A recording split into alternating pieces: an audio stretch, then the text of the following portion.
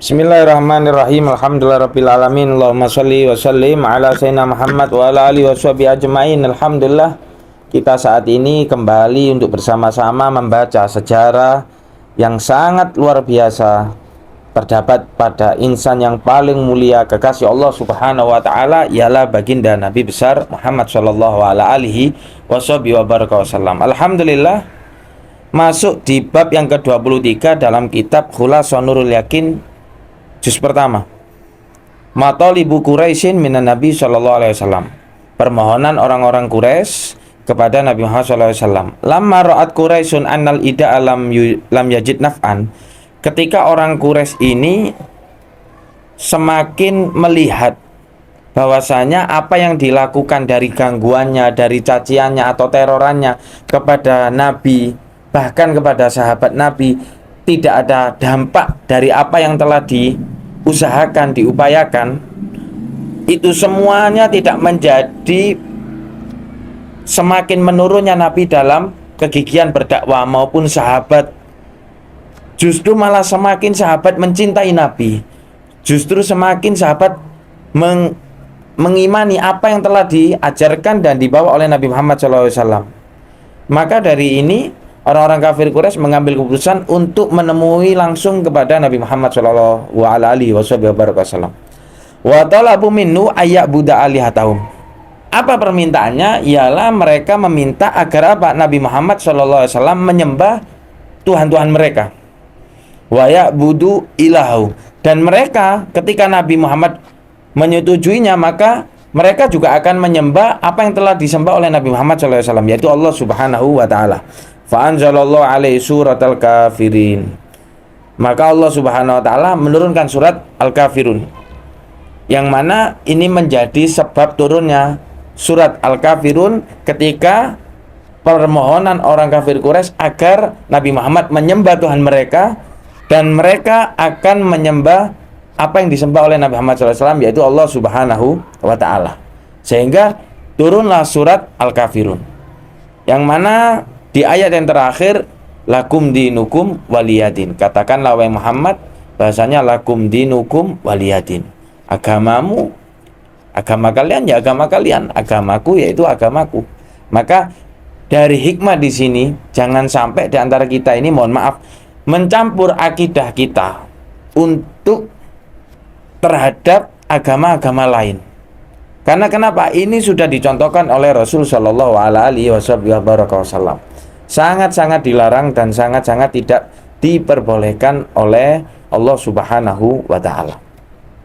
Falamma aisu talabu minhu ayusqita minal Qur'an. Ketika mereka sudah putus asa karena telah ditolak oleh Nabi Muhammad sallallahu alaihi wasallam dengan melalui firman Allah Subhanahu wa taala atas permintaannya semuanya, apa yang mereka inginkan? Ayusqita minal Qur'an. Yang mana mereka memohon untuk menghapus dari sebagian isi Al-Quran ma yaghidum min zammi alihatihim wa ibadatihim, yang mana berharap agar dihapus dari isi Al-Quran diantaranya yang membuat mereka murka, mereka marah. Diantaranya apa? Min zammi alihatihim wa ibadatihim. Mereka nggak mau adanya di dalam Al-Quran tersebut tentang merendahkan Tuhan-Tuhan mereka atau sembahan-sembahan mereka, ibadah-ibadah mereka. Dan kemudian ayyubadilahu bi Qur'anin akhar, atau diganti dengan kitab yang lain. Jadi Quran diminta oleh orang-orang kafir Quraisy agar dihapus dari sebagian ayat-ayatnya yang membuat mereka merasa marah, membuat mereka murka, atau diganti dengan kitab yang lain. Kemudian Allah Subhanahu wa taala tidak diam dan menurunkan firman-Nya, fa anzalallahu jawaban Kul ma yakunu li an ubaddilahu min tilqa'i nafsi in attabi'u illa ma yuha ilayya. Ketika Allah Subhanahu wa taala menurunkan firman-Nya kepada Nabi Muhammad SAW untuk menolak dari permintaan mereka, yang mana dalam ayat tersebut artinya ialah, katakanlah wahai Nabi Muhammad, tidaklah patut bagiku untuk mengganti dari apa yang terdapat pada Al-Quran tersebut. Aku tidak mengikuti kecuali apa yang telah difirmankan oleh Allah Subhanahu wa taala, apa yang telah diwahyukan oleh Allah Subhanahu wa taala kepadaku.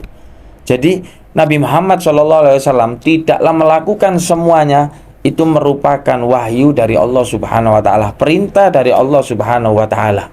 Sebagaimana firman yang lain, wa ma yantiqu anil hawa in huwa illa wahyu yuha. Tidaklah apa yang telah disampaikan oleh Nabi, telah diucapkan oleh Nabi Muhammad SAW, bukan melalui hawa nafsu beliau, bukan melalui karena nafsu beliau, tapi semua itu melalui dengan apa yang diwahyukan oleh Allah Subhanahu wa taala kepada Nabi Muhammad sallallahu alaihi wasallam. Maka hikmah di sini, betapa luar biasanya kegigihan dan semangat Nabi Muhammad sallallahu alaihi wasallam dalam menjalankan apa yang telah diperintahkan oleh Allah Subhanahu wa taala, dari segi ancaman, cacian, teroran yang diberikan oleh orang-orang kafir Quraisy, bukan hanya kepada Nabi, tapi kepada keluarga Nabi serta kepada sahabatnya Nabi. Tapi Nabi Muhammad tetap untuk terus memegang teguh apa yang diperintahkan oleh Allah Subhanahu wa taala, dan bahkan mereka menghampirinya untuk menegosiasi kepada Nabi agar mereka mau untuk menyembah apa yang disembah oleh Nabi, yaitu Allah Subhanahu wa taala, asalkan Nabi menyembah Tuhan mereka. Tapi justru Nabi tidak mau, sebagaimana telah difirmankan oleh Subhanahu wa taala turunnya surat Al-Kafirun.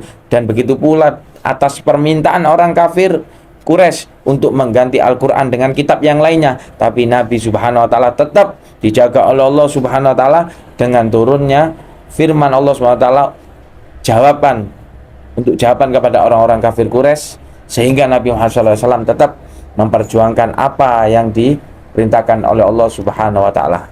Maka dari itu, wahai para ikhwan, marilah kita untuk terus semangat istiqomah untuk mengikuti apa yang telah diajarkan oleh Nabi Muhammad, apa yang telah disampaikan oleh Nabi Muhammad, semuanya. Bahkan para sahabat telah kita mengerti bagaimana perjuangan para sahabat dalam siksaan-siksaan yang dialami oleh para sahabat atas siksaan yang diberikan oleh orang-orang kafir untuk memperjuangkan ajaran baginda Nabi Muhammad sallallahu alaihi wasallam. Semoga di video yang sekelumit ini bisa menambahkan agar diri kita semakin untuk istiqomah mengikuti apa yang telah diajarkan oleh Nabi Muhammad sallallahu alaihi wasallam kepada para sahabatnya. Amin ya rabbal alamin. Wa sallallahu ala sayyidina Muhammad wa ala alihi wasallam. Walhamdulillahi rabbil alamin.